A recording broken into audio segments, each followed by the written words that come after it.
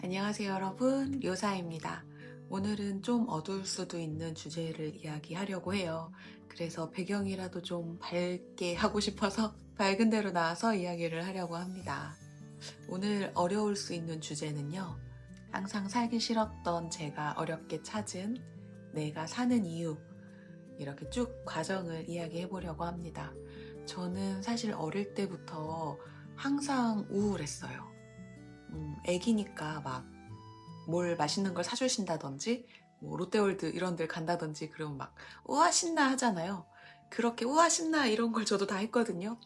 그렇게 말하는 와중에도 마음속에 항상 뭔가 짐이 있고 해결되지 않은 어두운 뭔가가 내 안에 있다, 마음이 편하지 않다 이런 느낌을 항상 받고 있었던 것 같아요. 지금 생각해보면 소아 우울증이 아니었을까 생각이 들어요. 나는 이상해, 나는 못해, 나는 못생겼어, 나는 뚱뚱해, 막 이런 부정적 자아상이 가득했었거든요. 근데 닭이 먼저인지 달걀이 먼저인지 모르겠는 것처럼 이게 부정적 자아상 때문에 우울했었는지, 우울하다 보니까 자아상이 부정적이 되었는지 악순환이 계속 됐던 것 같아요. 이게 최고조에 달했을 때가 생일이었는데 생일 전후로 해서는 항상 아프던지 아니면 울고 다니던지 그랬던 것 같아요. 특히 이제 청소년이 되면서부터는 이유 없이 길거리 갈 때도 그냥 눈물을 흘리면서 가고, 학교 가기 전에도 이렇게 고개를 창피하니까 고개를 이렇게 숙이는데 눈물이 막 뚝뚝뚝 떨어지는 채로 이렇게 학교에 갔다가 학교 가기 전에 이렇게 쓱 닦고 눈물, 얘들아 안녕, 이렇게 이런 생활이 되게 일상적으로 계속 반복이 됐던 것 같아요. 그러니까 사는 게 얼마나 힘들었겠어요.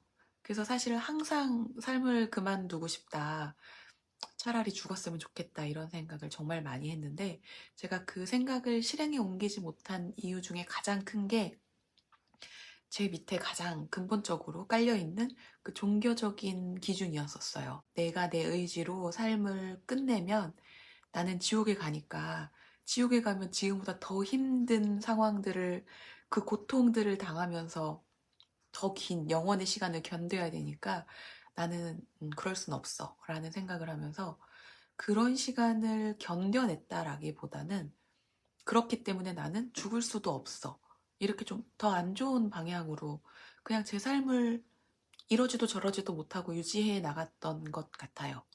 그렇게 살아가다가 30대 초중반쯤이었던 것 같아요.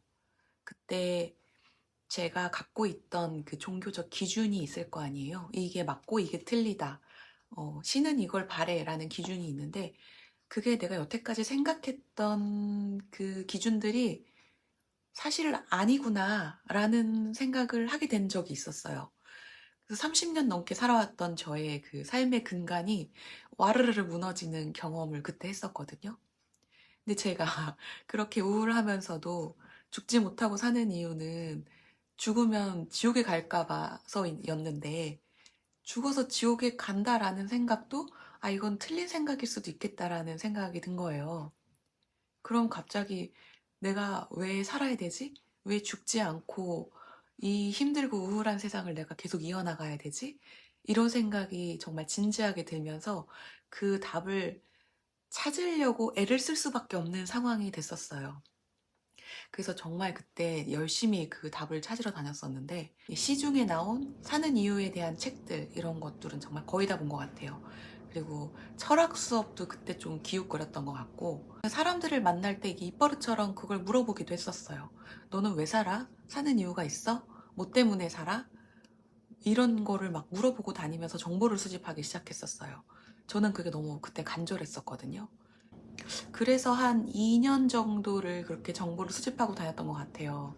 진짜 많이도 하고 다녔네요, 2년을. 그렇게 이런 생각 저런 생각을 하다가 왜 살아야 되나, 내가 꼭 살아야 될 이유가 있나 라는 질문에 답을 찾았어요. 제가 낸 그 질문에 대한 답은 나는 꼭 반드시 살아야 될 이유가 없다 였었습니다. 그러면 죽어야 되냐? 삶의 가치가 없냐? 그렇게 또 물으신다면, 제가 그 답을 찾으면서 또 하나 발견한 답이 있었어요. 내가 반드시 살 이유는 없지만 내가 죽지 못할 이유가 있다. 이거였거든요. 근데 그렇잖아요. 다른 이유를 대실 수도 있거든요. 뭐, 나는 이거를 해야 돼. 나는 뭐 이것 때문에 꼭 살아야 돼. 근데 그걸 질문을 자세히 생각해 보면, 그럼 그걸 못하고 그런 삶을 살지 않으면 반대로 죽어야 되나요? 그건 또 아니잖아요. 그래서 그 질문에 대한 내가 왜 살아야 되지? 내가 반드시 살 필요가 있나?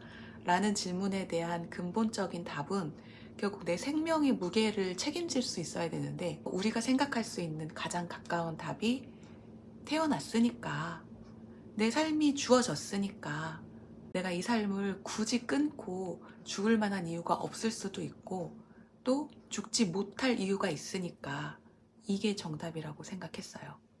사는 건요, 그냥 가만히 있으면 되거든요. 내가 뭘 하든 하지 않든 가만히 있으면 그냥 살게 돼요. 태어났으니까요. 근데 죽는 거는 엄청난 에너지가 있어야 돼요. 죽겠다는 의지를 굳게 갖고 그거를 큰 힘을 내서 실행에 옮겨야 돼요. 진짜 엄청난 에너지거든요. 그래서 우울증이 깊이 빠졌을 때 그런 극단적인 행동을 하는 사람들은 거의 없고요. 우울증에 빠졌다가 에너지가 생겨서 좀 삶이 힘이 생겼다. 그럴 때 그런 행동을 하시는 내담자들도 좀 봤어요. 그럴 정도로 이 삶을 끊는다는 선택은 정말 큰 힘이 필요한데, 일단 저 같은 경우에는 무기력했고요. 사는 것도 힘든데 그렇게 큰 힘을 내서 내가 큰 행동을 한다라는 게 좀 어려웠었어요. 그리고 또 더 큰 이유가 저한테는 저희 엄마였었어요. 저희 엄마가 고생을 정말 많이 하고 사셨는데 자식을 그런 이유로 먼저 보냈다라고 한다면 엄마의 남은 인생이 정말 너무 지옥이겠다라는 생각이 들었어요. 그래서 제가 엄마한테 그런 지옥을 안길 순 없다라는 생각에 나는 절대 내 스스로 죽을 순 없다라는 결심을 했어요. 저 같은 경우에는 그렇게 죽지 못할 이유를 발견하고 오히려 희망이 좀 생긴 것 같아요. 예전에는 죽어야 돼, 살아야 돼, 죽어야 돼, 살아야 돼 이것만 놓고 이 주제에만 내가 빠져 있었다면, 아, 나는 죽지 못하는구나, 땅땅땅. 그래, 그러면 이제 내가 어떻게 살아야 되지? 어떻게 살아야 좀 덜 불편하고 덜 우울하게 살 수 있을까? 이런 질문으로 좀 시선을 돌리게 된 것 같아요. 그러면서 뭐 이것저것 해보기도 하고, 내가 뭘 좋아하네? 내가 여기에다 시간을 쓰고 마음을 쓰면 덜 우울하네? 이런 것들을 시행착오를 겪으면서 좀 배워나갔던 것 같아요. 그래서 지금은 좀 한결 나아진 생활을 하고 있고, 내 삶을 아끼고 좋은 쪽으로 좀 발전시켜 나가자, 이제 이런 마음도 있거든요. 그래서 너 이제 안 우울해? 너 이제 너무 사는 게 행복해? 라고 물으신다면 아니요. 저는 심리치료사가 됐지만 여전히 가끔 우울하고요. 동굴 속에 오래 들어갈 때도 있고, 무기력에 빠져 있을 때도 있고, 그렇게 살고 있습니다. 그래도 예전과는 차이가 있죠. 예전의 우울과 저의 관계를 생각해 보면, 예전에는 우울이라는 그 망망대해 바다에 맨몸으로 살려고 막 어프어프 헤엄치면서 그 시간들을 견뎠다라고 한다면, 지금은 배를 타고 있는 그런 느낌이에요. 이 두 개의 차이는 어프어프, 뭐 파도가 치는지 비가 오는지 그게 알게 뭐예요. 지금 햇빛이 비치는지. 살려면 내가 막 움직이고 몸을 내놓고 숨을 쉬어야 되는데, 그렇게 정신없이 우울에 빠져서만 있었던 게 예전이라면, 지금은 배를 타고 있으니까 아, 이게 풍랑이 있네, 비가 오네, 해가 비치네, 좀 좋네, 좋을 때도 있네, 윤술이라는 게 있네, 이런 걸 볼 수 있는 여유가 생겼다. 그 우울의 바다가 나와 가까이 있고 나와 상관없지 않지만, 그래도 배 위에서 이런 상황들을, 돌아가는 것들을 지켜보면서 생각할 수 있는 좀 여유가 생겼다? 이런 차이가 있는 것 같아요. 그러면서 돛담배에 탔다가 유람선에 탔다가 네, 이게 풍랑의 영향을 좀 덜 받는 배로 갈아타는 그런 경험? 그러면서 좀 나아지는 그런 느낌도 있었어요. 이렇게 돛담배, 유람선, 크루즈, 우울의 바다가 나한테 영향을 조금씩 덜 주는 그런 날들이 늘어나게 되는 것 같아요. 물론 이제 저는 왔다 갔다 하죠. 돛담배에서 크루즈 갔다가. 근데 이런 삶을 반복하다 보니까 언젠가는 내가 유람선에서 온전히 내 짐을 풀 날이 있지 않을까? 그리고 유람선에 살다가 가끔 돛담배에 가더라도 이전처럼 우울이 나를 그렇게 덮쳐서 그렇게까지 힘들게 살진 않을 거야 라는 희망이 생겼어요. 그 희망이 또 나를 살게 하는 동력이 되는 것 같아요.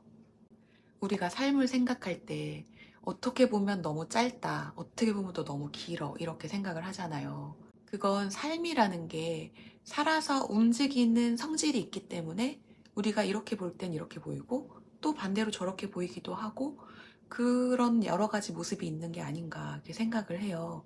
제가 이 무거운 주제를 이야기하면서 시청자분들에게 삶은 무조건 좋아요. 참고 견디면 반드시 성공하고 반드시 내가 생각했던 모든 것을 다 이룰 날이 와요 라고 말은 사실 못하겠어요. 그건 사실은 아닐 수도 있을 것 같아요. 다만 제가 얘기할 수 있는 건 우리 인간은 모두 다 우울의 바다 위를 항해하는 존재라는 거. 그리고 이 항해에서 가장 중요한 건 내 선택이라는 걸 강조하고 싶어요. 내 선택의 방향이 맞고 내가 포기하지 않기를 선택한다면 삶이란 건 살아서 움직이기 때문에 반드시 내가 바라보고 있는 그 방향으로 나를 밀어줄 거라는 거. 저는 그건 분명한 사실이라고 말할 수 있어요. 다소 실망스러울지도 모르겠어요. 내가 사는 큰 이유, 원대한 이유, 제가 이런 걸 얘기한 게 아니라서.